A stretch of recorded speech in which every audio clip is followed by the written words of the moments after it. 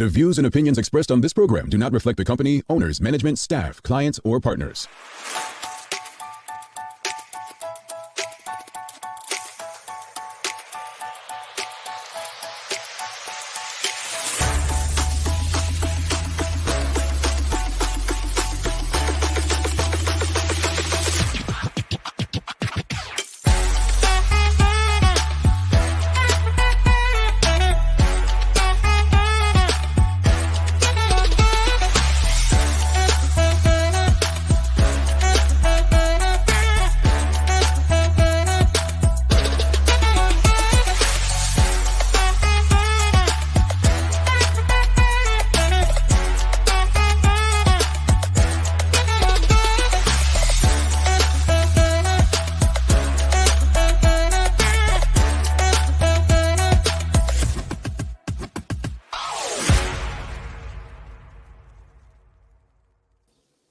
It's Monday, the 28th day of June, 2021. Welcome to the Daily Hour, brought to you by Medical House One Communications and Lindos. I'm Jamal Hartman, along with Michaela, Ian, Larry Marshall Jr., and Leanna Lambert will be with us a bit later to bring you the latest in her news break. Before we go any further, how are you both doing? How were your weekends? I'm tired. I'm gonna be real with you. I'm tired. I'm a little flustered today. But I'm good. No, the weekend was relaxing. Spent the day at the beach with family yesterday, including Miss Shanta. Oh, Yes. the beach. Okay. Yes. And we had a good old Give her a time. day off, right? Yeah. My weekend was good. My son, Jamal, your godson, he went 3 years old. So, grateful to celebrate with him. And that turned into a long, tiring weekend. So, I'm ready for the week to start.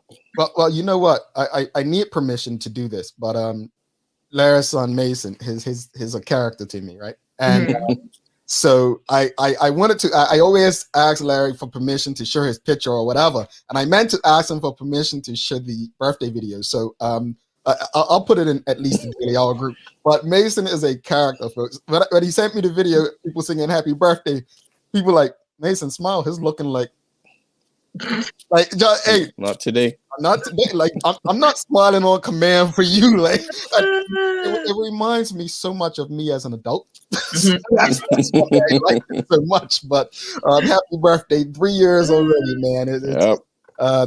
They grow up fast. But look, they sure do.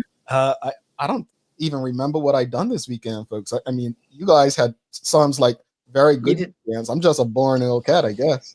See, that's normally me, but you know what I also did? I went to a dinner party on Saturday night. It was like the first time I've been to a function. And like I couldn't tell you the last time, and that was fun. Yeah, Bermuda's open, so it just seems like it's so much to do. Yeah, and Bermuda definitely is open, and some in some ways, not in a good way. But good morning to you and everyone in the audience. Thanks for making us part of your daily routine. Another good one. Today we're beginning the traditional work week with the president of Somerset Cricket Club, who's in the house, Mr. Vashun Blanchette. The daily play is a who said it. So they're guessing a famous quote, and I'm going to give them a hint already. We have the president of Somerset, so we'll make sure that it's an athlete, a well-known athlete for this quote. So it's not easy. Okay. I'll be honest with you, but I think it's not easy. Let's begin the show though by offering sincere condolences to the entire community and families of those we've lost on the roads recently. I mean, it's been quite disappointing and tragic. What we've seen reported. And of course, Leanna will be going into greater detail on what's happened in Bermuda's roads as of late. So sincere condolences to those we've lost and their families, friends, and loved ones. And that brings us to the question for the morning, which is, what can we do to make Bermuda's roads safer? Like, what can we do? Not what can politicians do, not what can police officers do, but what can we do to make the roads safer? What is it that we can do better to make these spaces safer?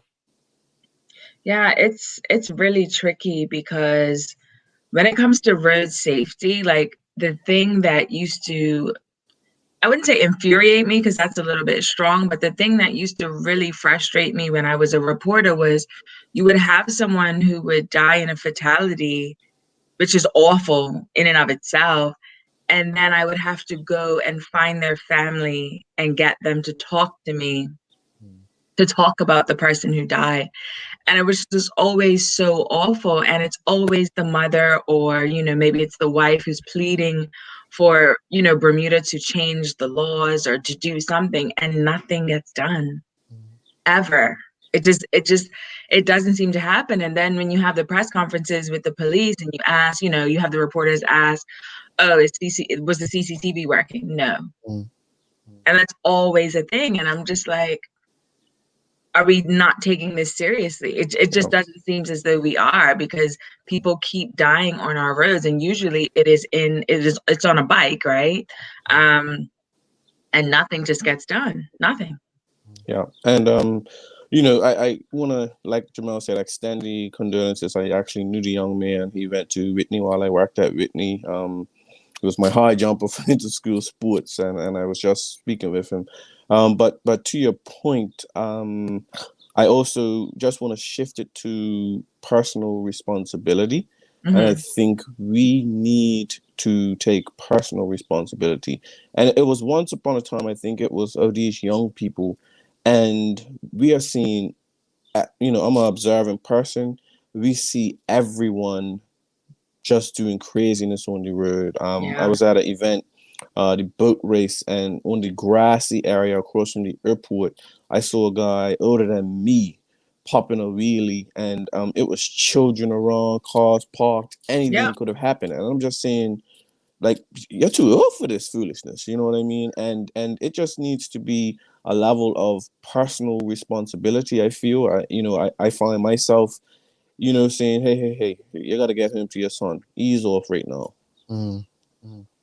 It's interesting you say that, because as you opened what you said, Janae Pereira Edna said, I think it's personal responsibility. Too many individuals ride and drive as if it can't happen to them. So sad.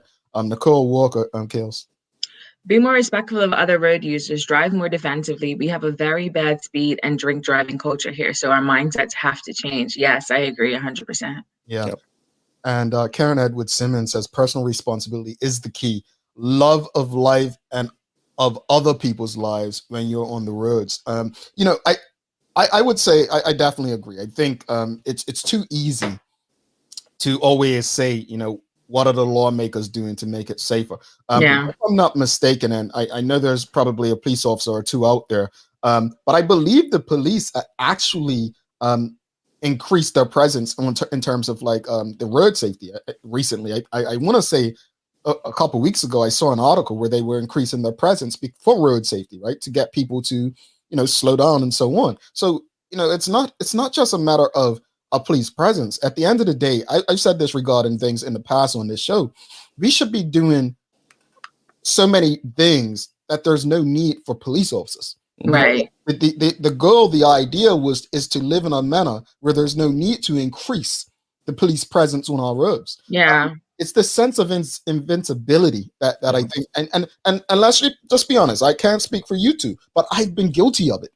Yes, you know, my wife has this name. She calls me grandpa because of how I drive. And then recently she says, no, I don't call you that anymore. So, you know, here, you're a bit faster.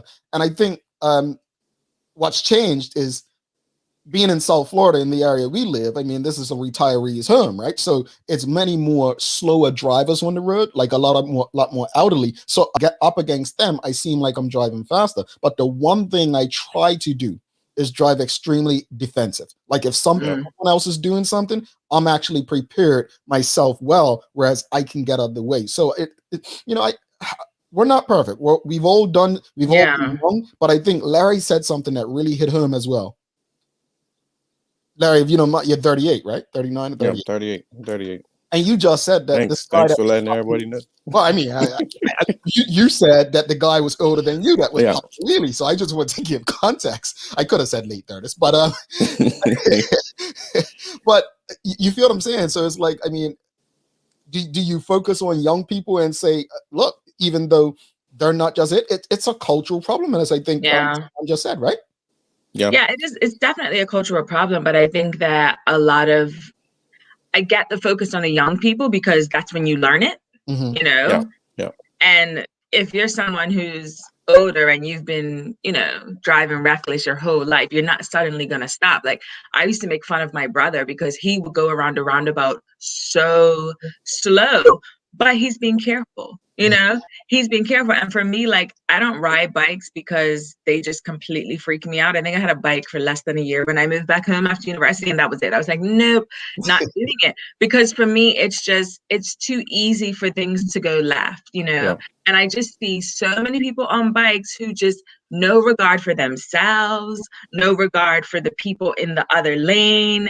And like, it's honestly insane to me. And I absolutely agree. We must take personal responsibility. We must, as a culture, drive better. We must not drink drive. And like, that's just acceptable in Bermuda, like to drive. I'm not saying that this is what happened in this situation with Roche, but we do drive drunk in Bermuda, and it's like, this is okay, and it's horrendous.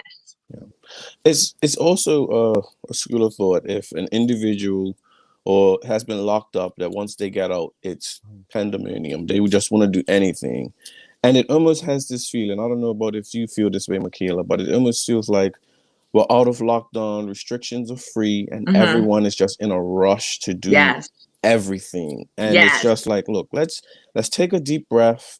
Let's ease off. I find myself sometimes doing stuff, and I'm saying, hey, Larry, just ease off. And I think most of us need to just have that reflection and just say ease off, because everyone's not going to do it, unfortunately. But that's something I think we have to really consider. I agree with you. And then not to mention, there's so many areas of the island where they're digging up the roads, right? Yes. So there's stoplights everywhere. So what I find, because I'm in Ferry Reach, and right at the entrance coming out of Ferry Reach, there's a light.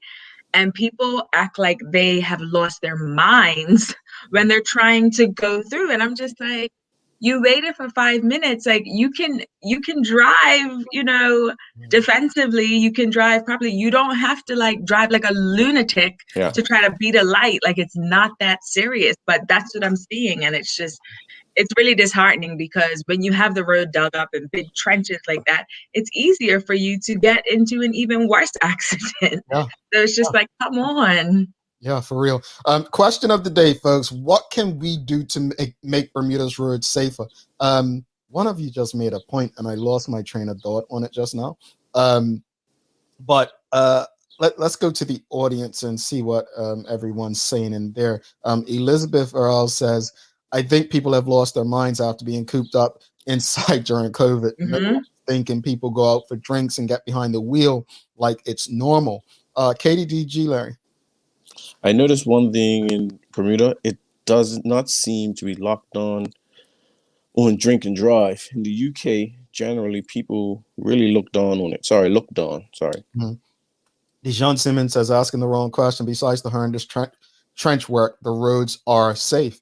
Look, us individually, like, you asked me, what can we do to make the road safer? I know what the point was. It was what Michaela said. And this is one of the arguments I used to make with conscription in the Bermuda Regiment. It's like, I would compare us to dogs, right? Because at the end of the day, it's easier to train a puppy than it is a grown dog. So I agree with that. It's easier to focus on younger people and create their habits rather than, 40-year-old. It's harder to change a person's mind the older they are. So I definitely agree with you. I see that. I guess my question would be, what are the results from those who have taken these courses? What is it, Project Right or something like that over the years? Like, what has been other statistics to show children who participated in these programs were less likely to be involved in accidents, their fault, and so on. So I would love to know if we keep actual statistics of that. Is that a solution? Probably it is. If there's actually data to show that, that type of education, road safety education, is helpful, then that's something. I don't, I get the point about trenches and so on, but we should always operate a vehicle as if there is a trench, right? We should always operate a vehicle as if it's going to be bad weather or if it's rain, like that. That's what I mean by defensive. Again, not a perfect driver, but I think that the mindset needs to shift and change for everyone to be a bit more defensive rather than aggressive. And folks, I used to always get told this about being in a rush, right? I had a boss, Roy Smith, used to always say to be on time is to be late. If you're late, you're late. Yeah. There's nothing you can do. I'm not that person who's gonna if I'm late, I would rather call ahead and let people know I'm gonna be late than to rush and put ourselves in a even worse situation where an accident, right? No, I agree with that. And for me, it's like it's a little bit disheartening, the culture of the roads, because like I have a son who's gonna be 16 in the next, 3-4 years. And I don't know that I can endorse him having a bike, because I'm just like, I just don't know. I would be horrified if something were to happen that, that young, and it does happen. It's not like it's out of the scope of what happens in Bermuda. Yeah. So for me, it's just like, how do you even deal with that? Because yes, there is Project Ride and all these other things, but I don't know that Project Ride necessarily prepares you for other people's bad driving. Yeah, and I have a plan in play already. I'm just looking to promise my son a brand new car at 18. If he doesn't, and I sincerely, I can't see myself not on a bike. A quick nip ton. I mean a quick nip. It's just easier parking, stuff like that. Like, you know what I mean? I'm not saying speed everywhere, but Jamal, you know how it is, boys, when you go 16 and that type of stuff. So I'm hoping the carrot is a brand new car, and he just says, "Okay, I'll wait for this thing." I don't know if it's gonna work, but that's my plan. Yeah, sure. Michaela Amanda Blakeney. That's it. Love of life. There are so many careless riders that do not love themselves. Life has no value. It's another taboo mental health dysfunction in our community. Another form of suicide. Yesterday there was another hit and run in Somerset. Very sad. Yeah. I didn't know that. Wow. I did see a post. Yeah. Elizabeth Earl said roads are safe. People aren't using them safely. We are the problem. And I think, just to put the question in context, the roads are not safe with certain people on them. That's the point of it. It's not about the actual roads, folks. Right. It's about the actual people on the road. So what can we do to make the roads safer with people on them? That's to put in context the question. I don't want to really go back and forth about, the semantics of it. Michelle White, our main style of driving should be defensive. And I agree that's how I've always approached the roads. Watch out and anticipate the other drivers. Saturday, I was making a right turn to find a biker, female, coming on my right. Lucky for her, I consider myself a defensive driver, and that could have been a lot different. Yeah. Danica Butterfield says, I totally agree, Michaela. My son will be 16 in 2 years. I do not want him riding at all. And I think that fear comes not from the trust of your sons, but probably from other people. It's the people on the road. It's the people on the road. And so for me, I'm like Larry, maybe I will have you can get a car, but you're going to go into boarding school so that you don't need to be riding a bike. You know what I mean? Because it's just, and it's like a whole pressure thing. Like everybody turns 16, everybody gets a bike. Like I didn't turn 16 in Bermuda, so I didn't get a bike. But I just can't fathom my son when he turned 16 getting a bike. It's just, I can't. Yeah. With the state of the roads, and I don't see anything changing because it's never changed, Yeah. Like this is never changed. I've been talking about this since I was 16 years old, and I can remember I got into an accident with doing my own silliness, you know what I mean? And the next night, 2 individuals lost their lives, and I remember people thought that it was me that was involved, and it was a different time, and this is 20, almost, you know what I mean? We're going back some time. And it just seems like we can't get a grip on it, both the community, the lawmakers, the policy makers.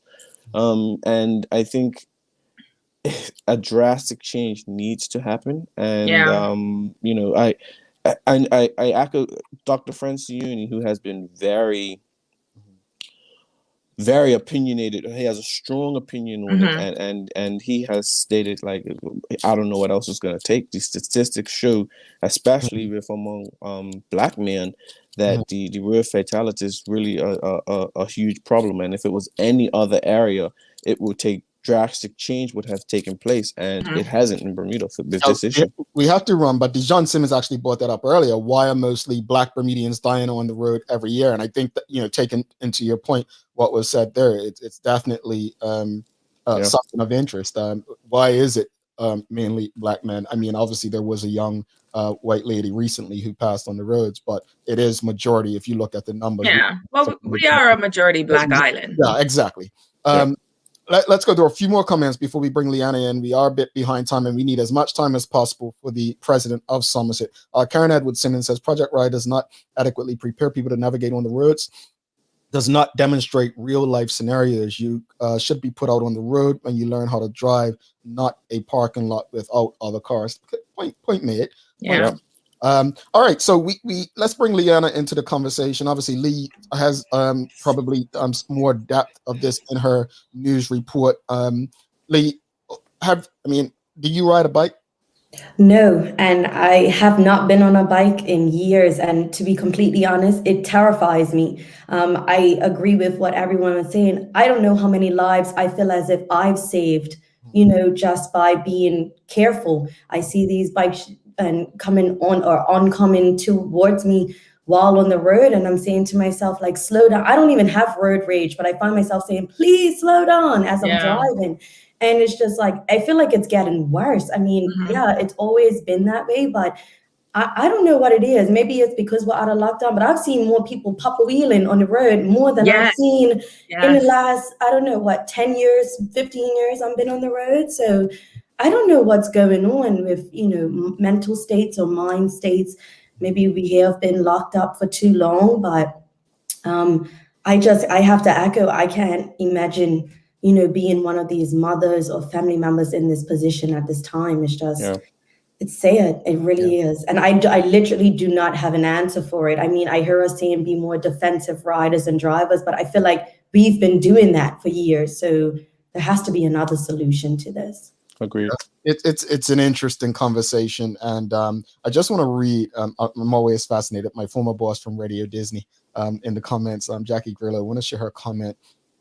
She basically said, in U.S. national driving course is voluntary, but will reduce most car insurance payments by 10 to 20%. Not sure the exact impact stats, but this class must reduce accidents by a significant amount for corporations to monetize against it.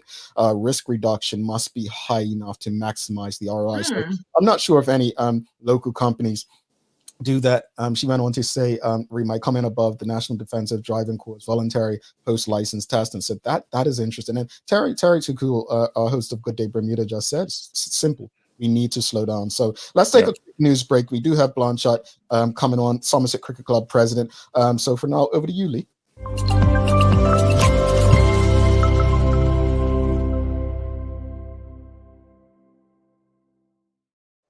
Thanks, Jamal, Michaela, and Larry, and happy Monday to everyone tuned in with us this morning. I hope everyone is having a great start to their day. I'm Leanna Lambert, and it's time for our daily hour news break. Now, here's a look at what happened over the weekend. Police has a suspect in custody following the hit-and-run incident, which claimed the life of 23-year-old Rashay Williams. Mr. Williams was tragically killed last Friday morning on Napton Estate Road in Smiths after being involved in a traffic collision. Another car, which was also involved in the crash, left the scene immediately after the incident, and police launched an appeal to track down the driver. Now, police say that yesterday afternoon, they confirmed that the driver of the car involved in the fatal smash had been arrested. The suspect was allegedly tracked down following a tip-off from area residents. Apparently, after being involved in the collision, the car fled to a nearby neighborhood where it could lay low, but it was caught by the attention of the area's neighborhood watch after they noticed the damage to the vehicle and not being satisfied by the reasoning of them being in the area. Chief Inspector Robert Cardwell acknowledged the participation or partnership between community and police, but also said that police cannot simply do it on their own. Meanwhile, a murder investigation has been launched by police after 33-year-old Quan Marley Lowe succumbed to his injuries over the weekend after being attacked by several assailants in the area of Scotts Hill Road and Cricket Lane a week ago. Detectives are appealing for witnesses to come forward, specifically wanting to speak to persons who were in the area between 1:30 and 3 a.m. Police say that on the night of the attack, a friend of Mr. Lowe came to his aid and drove him to his home on Eastdale Lane in Southampton before calling emergency services. Police are also interested in anyone who knows the identity of that person who transported him. Now, Mr. Lowe would have celebrated his 34th birthday on Saturday.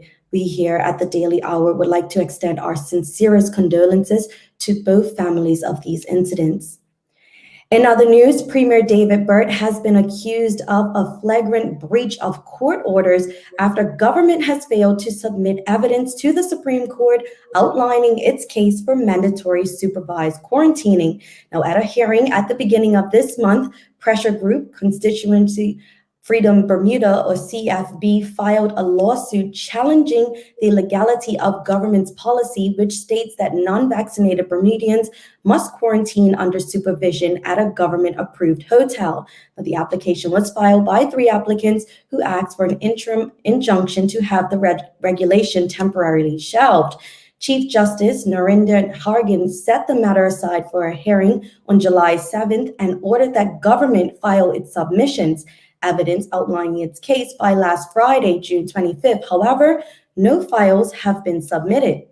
The lack of action was criticized by the CFB, which accused Mr. Burt of throwing the court's timeline for this important constitutional matter into disarray. And a team has been deployed by the Bermuda Tourism Authority to New York's JFK Airport to help travelers encountering problems entering Bermuda. Now, it comes as travelers were grounded by airlines because of issues arising with their travel authorization forms. A government spokeswoman last night said that they are working around the clock to make this vital process seamless and easier for travelers. The Ministry of Health has provided a dedicated resource for the on-site agents set up at the ticketing and check-in area at the terminal with a direct link to Bermuda's COVID-19 call center. Now, government did not say why these issues had arisen at JFK. However, BTA Chief Executive Charles Jeffers said representatives rose to the challenge last Friday and Thursday to assist agents from JetBlue and Delta Airlines, and they will be back again tomorrow and Wednesday. The ministry says that most common reasons a TA form is being rejected for residents is that they do not upload their vaccine certificates, and they said they're also being rejected because travelers' PRC test results do not meet the approval criteria. Now, travelers are urged to check information before submitting, ensuring correct email addresses are inputted and documents have not expired. Looking at today's weather, we have a high near 83 and a low near 74. There will be a mix of sun and clouds with a couple of showers about as high pressure gently presses in from the north over the next few days. Our light winds continue to gradually back towards the northeast. Now, while we will see plenty of sunshine, a summertime pop-up shower cannot be entirely ruled out. That's all for our Daily Hour news break. I hope everyone has a great day. Let's head back to Jamal and Michaela in the studio for today's Daily Focus. And Larry, sorry. I was going to call you. But, we have a question from the audience real quickly as we're about to switch gears for Liana. They do look red and blue. It's wood, right? Oh my goodness. They are wood. See? They are I knew. wood. Thank you, Michaela. Thank you. Oh, Thank you. I mean, look. Just hating the audience. It is a lot. And you know what? Just before I go, I want you to know this salmon backdrop is coming down. It is coming down before July 1st. So there will be no more issues about what team I represent going into the next month. Hands down. We are extremely happy about that, Lee, and I'm sure that the president of Somerset, who's coming up in a few, understands that he's entering a tiger's cage. Thank you very much. Talk to you tomorrow. See you guys later. Bye. All right, we're going to take a quick break, and we'll be back with our good friend Vashun Blanchette, the president of Somerset Cricket Club. And after yesterday, it's not looking good. Mom's celebrating her 70th birthday next month. Have you noticed her age is catching up with her? Yeah. Plus, she's having a hard time getting up and around like she's used to. I would sure hate to see her fall. At Medical House Limited, we can help make life situations easier. We have electric beds, motorized scooters, bath stools, walkers, you name it. Mom's been real good to us. We'll get her birthday and Christmas gifts from Medical House.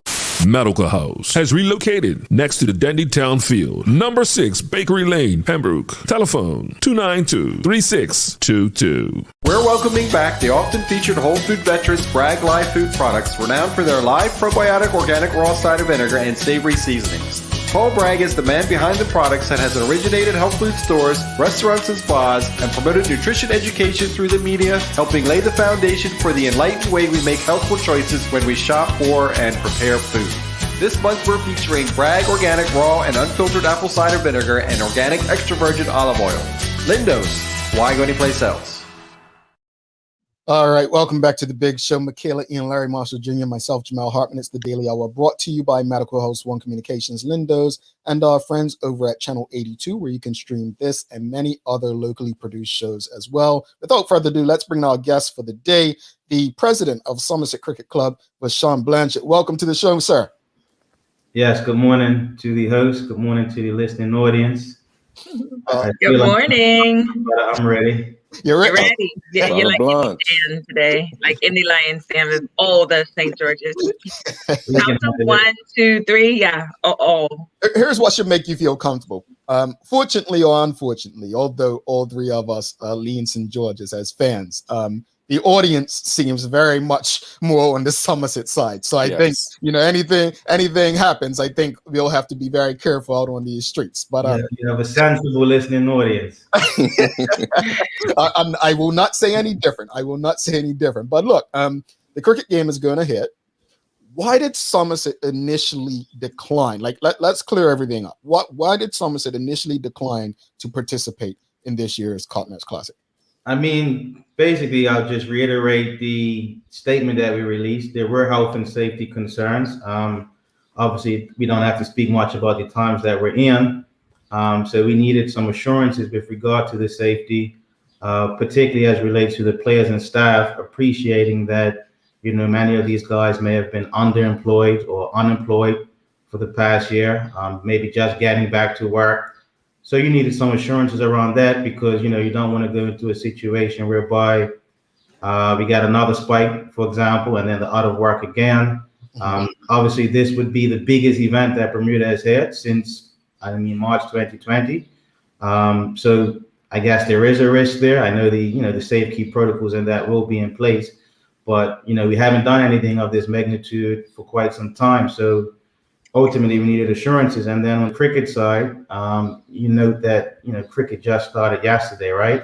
So we got about 4 weekends left until cup match. So, that was the basis of our initial decision. I've heard lots of other things, but we stand on those reasons. And yes, we did ultimately change our minds, but that doesn't mean those concerns aren't there. It's just, I guess, a greater degree of comfort with the situation and a willingness to play in spite of the circumstances rather than not play because of the circumstances. Okay. Did the initial decision have anything to do with the fact that the club was forced to cancel last year and likely had a large financial hit? Absolutely not. When you, as a non-host cup match, is not really much in it for you financially. That was never any bearing on our decision. It never came up. It was never a case of, well, St. George's should have given us cup match this year, so we're not going down there to play. The relationship between Somerset and St. George is very professional, very cordial. It may have taken a slight dent, but that was never factored into our decision-making process at all. Okay. I thank you for clearing that up a little bit, but I got to press you a little further. Yeah, fair enough. There's been some chatter in the community that Somerset may have received government funds. So can you tell us what the exact reason is for the about face? Because I mean, everyone was like, we're not having cup match, we're all upset, and then suddenly we have cup match. What I would say is that there has been no influence from any government persons following our initial decision to play. It's well known that government have supported cup match over the past few years, but following our initial decision, there was never any additional requests from us, never any additional incentives for us to change our mind. Quite frankly, I'd shut that down all day.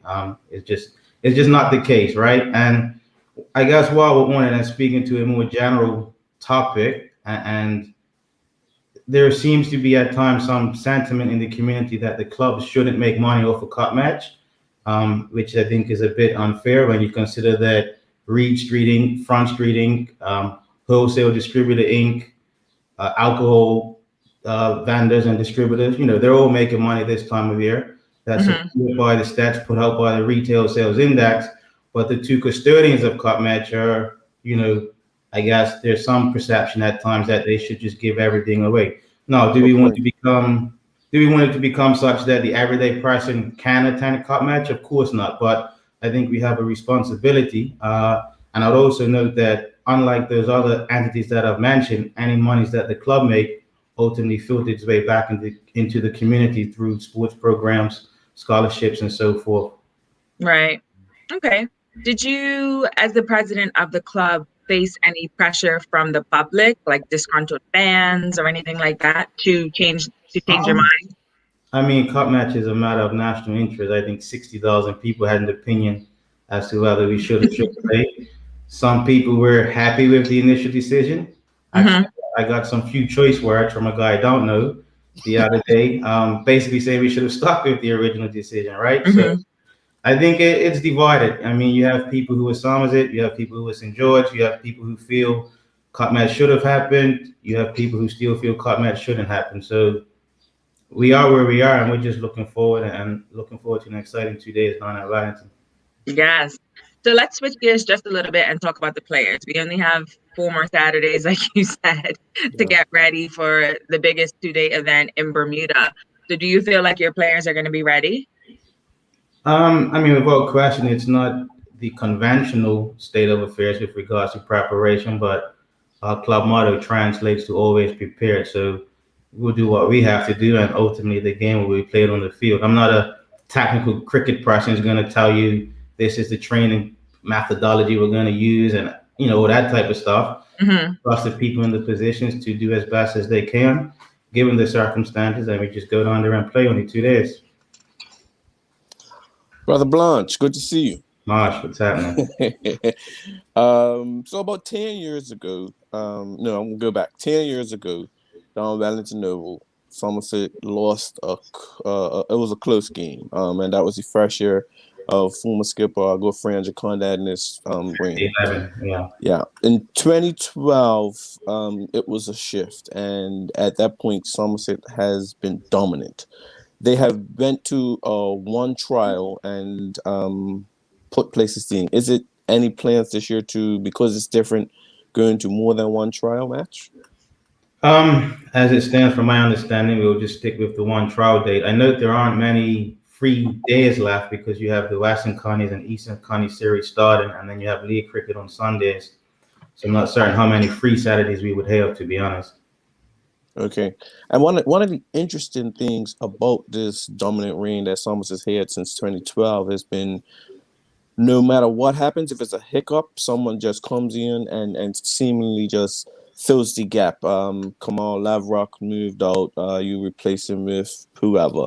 Jacon Bordy and Stephen Brimmer to keep. It just seems like no matter what happens, you just have someone and they just seemingly fall in and go through. How can we, because of the build up this year has been different. It's a tricky year. How can Somerset not fall into complacency? I just think it's a matter of motivation, right? Obviously every year we know St. George's are coming to try and beat us, so we just have to be prepared. I think the coaching staff do a very good job in terms of, getting the best out of the players, getting them motivated. And then the players as athletes themselves, they all have pride in their performance, right? So with all those things, I think, motivation, it's not difficult. I mean, I've never played cup match, but I'd imagine it's not difficult to get motivated to play cup match. It's our biggest event. Yeah, but I will say, I know for myself, some of the hardest races that I had to run was when I was expected to win. And I think this year with less preparation, it's expected that Somerset is, and folks, if you haven't seen the video of the first ball of the season yesterday, Somerset versus St. George's, it just looks like, oh my gosh. However, saying that, it just seems like it's a foregone conclusion. And I would just be interested if early on St. George puts themselves in a position that is favorable, will pressure kind of build up on the players? I mean, I wouldn't say it's a foregone conclusion. Sport is played on the field, right? Yes. So we just have to trust that the people selected, along with the coaching staff, execute and implement the correct and appropriate strategy for the 2 days. Yeah, and let me just clarify. I wasn't saying it was a foregone conclusion, but it just kind of gave that thing like, oh man, we're in for a long 2 days. It's always good to beat St. George. There's no denying that. But I don't think yesterday's T20 match will have much bearing on cup match. Agree. I agree. We've lost a whole lot of time, obviously, with the preparations and whatnot, and it's at this late stage. What can Somerset Cricket Club do to help St. George's Cricket Club in the preparations?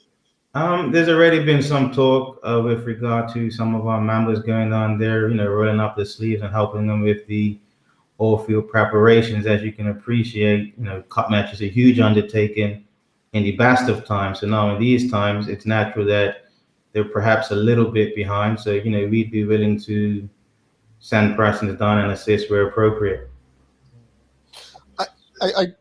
I'm listening, right? And I just want to go back before we get back, because I want to take something, but I just want to clarify because I know how our audience is. You stated when asked about the, changing your mind to, accept the invitation. You did state that there was no funding from government. Like government didn't say, look, we need to make this happen. Here's $20,000. I just need you to clarify. When we made our initial decision, there was no conversation from any government officials stating that we'll give you X amount of dollars if you change your mind. As I had stated, our change in position was due to a willingness to play in spite of their circumstances, than not play because of their circumstances. There was no financial reward. As I said, as a non-host club, you don't really make any money cup match. You get a little bit of money from the host club, and that just covers team expenses, purchase of uniforms, player compensation, hotel accommodations, training equipment, etc., etc. But it's not, there's nothing financially in it for either club, particularly when you're not hosting cup match. Okay. I have so many questions in different ways, but I think Terry, who's a member of our family, she put something that absolutely clubs should be able to, here it is. Clubs should absolutely get a profit from the cup match. It takes a lot of work. Well, for years, I know we've had conversations about people who have sold cup match merchandise and so on. Other clubs in talks or doing anything to work with entrepreneurs and hustlers out there, vendors who may sell stuff where the clubs can work with them where they got a small percentage or something like that? On occasion, you would get like a small business, someone, a one-man show who's wants to do a couple jerseys or whatever the case may be. They would approach us and ask for our permission and maybe give us not a commission, but like fee, just basically a donation to our youth program. And I can only speak with some that it's not our intent to shut down, small business Bermuda. But we just feel, the commercial value is in cup match as a brand and in Somerset and St. George. So I just think things have to be done the correct way, right? We saw it all with America's Cup, how that template looked. Nobody west of Oleander Cycles up in Southampton could even sell food, right? So We just have to find something that works for Bermuda, that works for Somerset, that works for St. George, without stifling creativity of the small man. Absolutely. I agree. On obviously when the game was set not to go on, when it was previously when Somerset had not accepted the invitation, there was a lot of talk in the community. And interestingly enough, we're going to have Rashida Godwin from Titan Express on to discuss Mary Prince and the emancipation tours that her company does tomorrow. But that said, a lot of people started to discuss like, look, this shouldn't even be about a cricket game. It's about our emancipation and so on. Do you think the clubs are doing enough to celebrate emancipation? And what can we do more to highlight that around the cricket game? I mean, I think, and I know President Painter does it as well. Whenever I'm given an opportunity to speak on Cup Match, I'm always keen to stress the historic and cultural significance of the event. I think as a country, at times, we're a bit guilty of getting caught up in the festivities and parties without truly reflecting on what Cup Match is really all about. And I can only speak for myself. I didn't really learn the history of Cup Match until I became involved at SEC administratively. So I think the bigger conversation is that we need to be talking about Cup Match and its meaning in schools. So, you're in P3, 4, 5, whatever, you should be doing projects on these sorts of things. It should be part of the Bermuda history in the curriculum, such that when persons get older, yes, they go to the match, yes, they have a good time, but they have a full understanding of what they're really celebrating. Yeah, no, I agree with that 100%. And the reason that I know the history of Cup Match is because my Packwood family in St. George's were instrumental in it from a St. George's point of view. And so my Nana made sure that I knew that as a child, but a lot of people just don't have any clue about any of it. Yeah, and I can just to add, I remember when my P2 teacher was very big with all sorts of Bermudian traditions, and I had a solid foundation, obviously, with my parents also. But I think in primary school, it's talked about a lot more as far as the history of it, rather than when you get to middle school and high school, it's just strictly curriculum based and not necessarily added within the Bermuda unit of the curriculum. And I think that's a problem. It should be ongoing. So when we get to adulthood, we have that level of pride. I mean, Cup Match is unique, right? We're the only country that plays a 2-day cricket match to celebrate the emancipation of slavery. That's huge. Agreed. We can't get lost. Indeed. Look, before we let you go, just back onto the cricket. Since the 2007, I think it was World Cup, arguably it can be said that cricket has been on a decline in Bermuda. How important is Cup Match to the development and cricket as a whole in Bermuda, or does it not have as much weight as people think, the actual game? I mean, for sure, Cup Match is important, but I would say if we're talking like purely cricket and its development in Bermuda, it's the clubs, it's the youth programs, right? We have 13 member clubs for the Cricket Association, so they should all be striving to implement youth programs so that you get that continuity. I know I can speak for Somerset. We have maybe 150 boys in our football program and 60 in our cricket program, and that 60 is probably one of the larger programs in Bermuda. So I think we have to really get in the trenches, down at the grassroots level, and reinitiate an interest in cricket. I know when I was growing up, we played football in the winter and cricket in the summer, and that's all we done more or less. For whatever reasons, I think that has shifted a bit over the past maybe 15, 20 years. Yeah, no, I definitely agree with that. Like, my son's a football fanatic and loves cricket, and all of a sudden I don't want to play cricket anymore. I just want to play football all year, and I'm like, you're playing cricket, thank you. Yeah, and to add to that, I agree, but I think it was a crucial element that wasn't said, and it has to be reintroduced to the schools with a much greater intent. I think right now, as with most sports within the school system, we have it just to have it for event's sake, but we are not particularly focused on what is needed for youth development within the school system right now. And until that changes, I don't think we're going to see any big progress within cricket. We have a question from the audience in the Chica Trot. Besides the minute of silence for former Cup match players, how else do the clubs honor former players? I mean, I know at Somerset we've done different events. We had like a Legends T20 game once or twice, honoring deceased players from each team. And also, it's not really the clubs per se, but I want to say Dean Miners and a group of persons have started the Former Cup Match Players Association. And that's not necessarily just for deceased persons, but former players who may have, medical issues and things like that. And, up at Somerset, we try and make provisions for the former players. Obviously, we have a viewing plot that former players can go and watch the match and things like that. All right. Look, it's been a pleasure having you. Obviously, this is not a show where we go back and forth, and there were people saying, "Oh, you've had Pengto on, have Blanchette." Blanchette's been a friend of our family since we started. We've had numerous conversations about Cup Match on podcasts and everything, so he knows his welcome anytime. But I think what people need to understand is that, and this is a good thing, is as president, and I need you to clarify this, it's not about you just coming on to dispute or offer something. There's a membership. There's a whole committee of people. So it's not about just coming on and sharing your piece. How does the structure of Somerset, because it's not as easy as what Blanchette says goes, correct?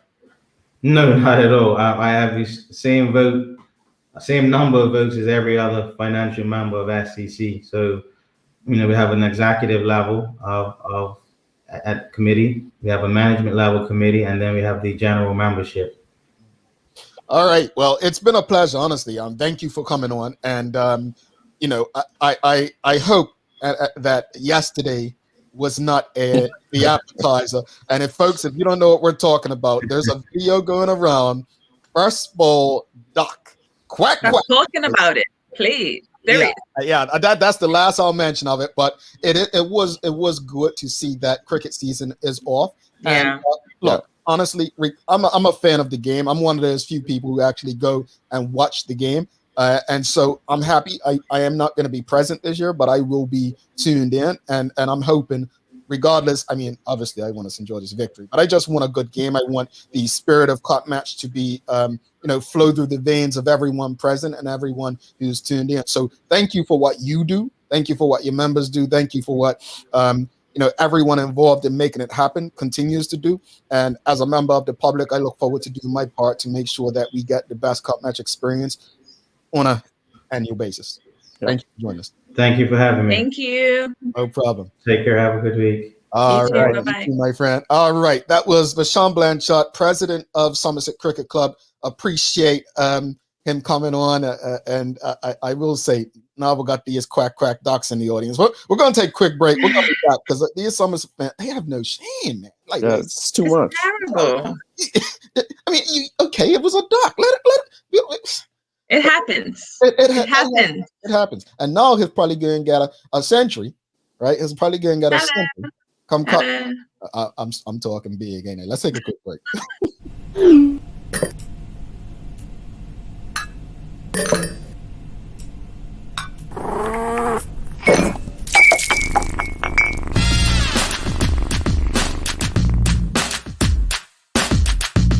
I have my three children, a 27-year-old and an 11-year-old and a 5-year-old. I have to balance it out. I actually even stopped working Monday to Wednesday just so that I can put in time for the products and I put in time for my family. Because for me, my family comes first over anything. I know I have to run my business so that we can eat and everything, but my children come first. I let them even play a role when I'm making my products. Come on, get up. You can come help me mix it. Come help me put the label on it. So when we talk about inspiring your daughter or your children, I make my children get up there and see what it takes to run a business. Come on, Surrey. This brand, Surrey Shea & Co, is named after you. So you need to help me. You're gonna come, you can do this, put the labels on for me. You can do it. Even my little 4-year-old, I had him do it. Mommy, let me help. So I just let them help, and it teaches them the way.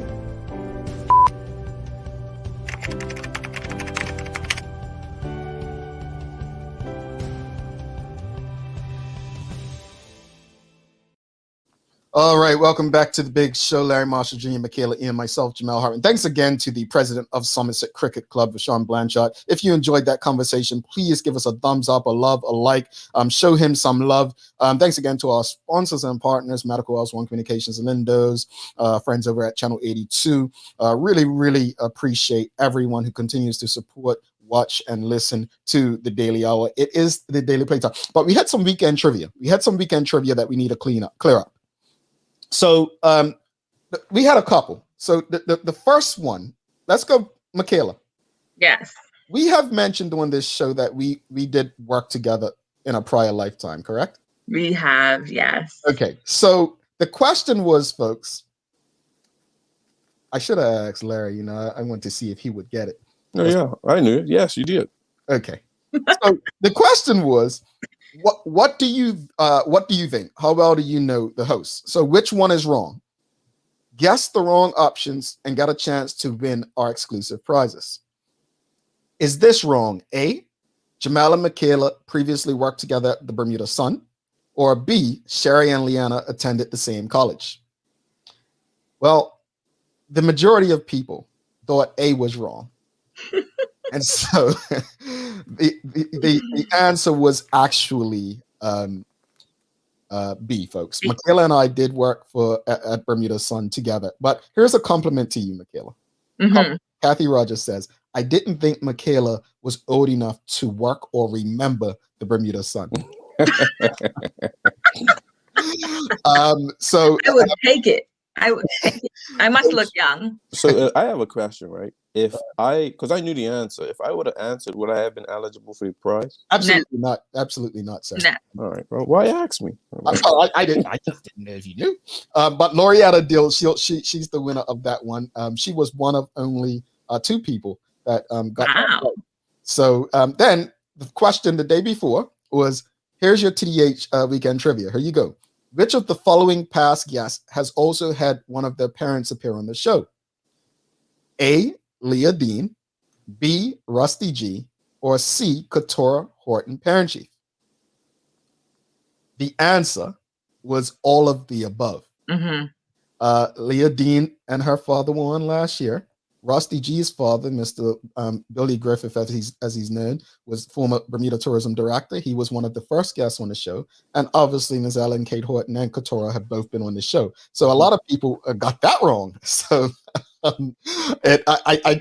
think I try to make them easy. But Marquita Lee is the winner for that one. So congratulations. Keep playing the trivia, folks. We have a lot of stuff. We may actually give away some cut match stuff as well. We'll talk about the presidents to see what they're saying if they're on board. But again, if you enjoyed today's conversation with President Vashun Blanchette, please give us a thumbs up, a love, a like. If he made you cry because of that doc yesterday, please even show that emotion. Here's the daily.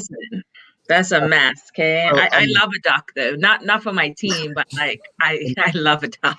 In my plate, yeah.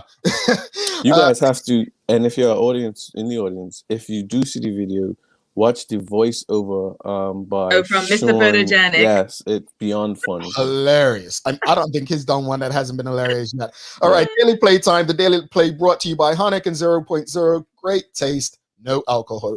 Here is the quote. As I said, it's a famous athlete. Mm-hmm.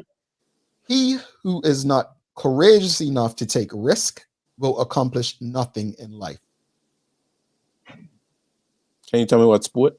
I was just about to say, can we narrow it down? I was gonna do that, but I think it's too early because if I give you that, you're gonna get it. So here we go. I'll give you the sport. I'll read it one more time. Here you go. He who is not courageous enough to take risk will accomplish nothing in life. Famous boxer. I was gonna say Muhammad Ali. That's what I was gonna say immediately, but I wasn't sure. So she gets the cut match, Earl. I was going for Kobe Bryant. Oh. No, it's Muhammad Ali. Courage. I was like, yeah, Muhammad Ali. Boom. It's Muhammad Ali. I need to win prizes. Like, come on. The other quotes I saw, it was just like you would know it was Muhammad Ali. No. He has so many memorable ones that are out. Any final thoughts on today's episode, Larry? Just, we talked about earlier, just to reiterate to the public, let's just slow down, let's make better decisions. And special shout out to the young man's family, both of them. And like, I said, I knew one of them, and, to his mom, just, reaching out to the families. Indeed. Michaela, anything before you give your daily inspiration? Sure. Yeah, I would just reiterate, like, let's not be in a rush. Let's just drive like it's, Sunday morning, right? like, let's be careful, because when we're not careful, that's when things happen, and all it takes is a split second. That's it. Yeah. Indeed. Honestly, it's on us. It's on us as individuals, and as both of you have stated today, personal responsibility. So we always talk about being the change. This is exactly on us. We be that change we want to see. So it's up to us now. We know what to do. Most of us at least know what to do. Let's just do it. And daily inspiration, Kills. Yes, sir. So this is from the lovely Oprah Winfrey. Passion is energy. Feel the power that comes from focusing on what excites you. I love that one. Yeah. I'm taking that to the golf course today. Tea time. Please let us know how you make out. Yeah, okay. And to President Vashun Blanchette, really appreciated his transparency and honesty. And although I wish him bad luck 2 days of the year for his team, I honestly always enjoy a good conversation with him. So really, really thank you to him and Somerset Cricket Club sincerely for all that they do for the community. Thanks again to our partners, Medical House One Communications and Linders, for ensuring that we're able to do this with you on a daily basis. If you haven't already, please be sure to like and follow us on Instagram and Twitter. Don't forget to also subscribe to our YouTube channel if you haven't. As always, we appreciate you, we love you, and we thank you for making us part of your daily routine. If all goes well, we'll be back to do this again with you tomorrow. She's Michaela Ian. He's Larry Marshall Jr. I am Jamel Harp, and my friends, make it a great day. Peace.